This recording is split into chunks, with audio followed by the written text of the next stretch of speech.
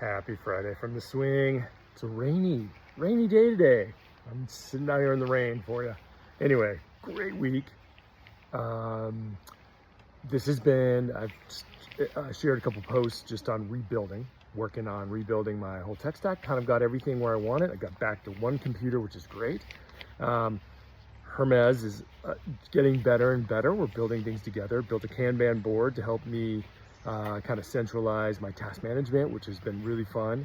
So that's good. Moving away from, well, I'm always going to be a pen and paper guy, my notebooks, and I love whiteboards, as you know. But being able to kind of centralize in a way I can manage. And then I've got ChatGPT as my writer and kind of strategy person, also connected to my Kanban board.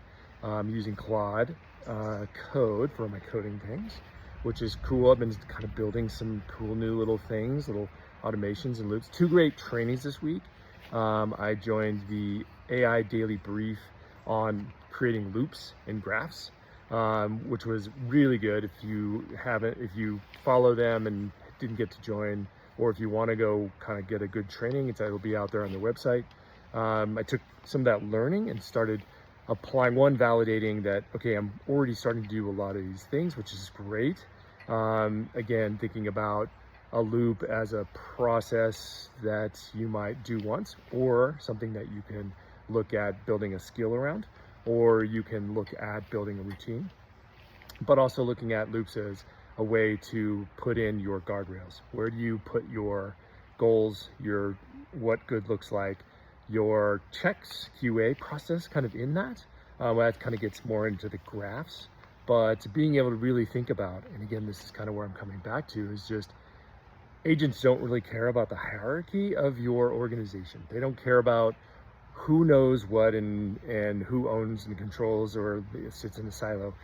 Agents care about the jobs to be done, what good looks like, the framework, the more context. So we've gone from prompt engineering to context engineering to knowledge engineering to now loop and then graph. So all of these things are starting to really come together, but it's getting back to this jobs to be done. Really thinking about how we blend, and a car alarm, really thinking about how we blend, again, process, people, agents, outcomes, and experience management is important. So two things I want to leave you with. One, I have a friend of mine who works at a global company that if I said, you would all know it by name. They had their AI strategy kind of kickoff meeting for the company, and the person was telling me about it, and I was kind of shocked because I thought, by now, after kind of a year or two into learnings and what good looks like and how to do AI transformation, the directive was basically everyone use AI. Use it for writing emails and build stuff. That was pretty much it. And so, as we know, AI transformation is not about bolting AI on and saying good luck to your teams. Really building is about understanding the orchestration, the blending, and the rethinking of how you, again, back to the rewired book, how do you rebuild something new? And that's the thing I've been really excited about this week, is like, as I'm rebuilding my whole tech stack, my whole kind of Lee harness, my AI agents, how we work together. I'm thinking about the outcomes. I'm thinking about the value. I'm thinking about my wasted time. But that's really, I think, where we kind of all step back now and go, okay, we're not going to replace all humans. Knowledge work is still amazing. And people who have been doing things for 15, 20 years have so much knowledge to bring to how do you rebuild something and create something new.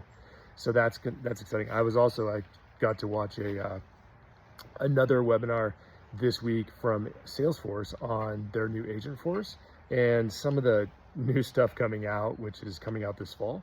Marshall, their orchestration agent, is amazing, but this Bridget agent they were showing was really cool. It's kind of like Hermes in the sense it's self-learning.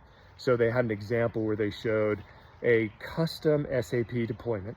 Bridget can look at any web app and document all workflows, everything about how the system is created, it's used, it maps all this out.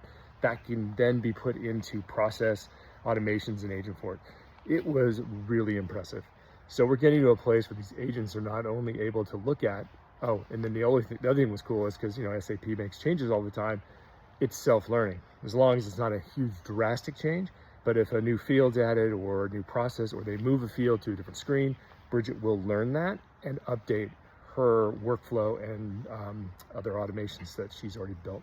That's pretty amazing. Anyway, great week. And again, I'm just really focusing on how I'm rebuilding and learning and I've built my first kind of loops, multi-agent loops. I've got my first graph for my Sunday kind of learning feedback loop going again with Hermes and ChatGPT kind of working together.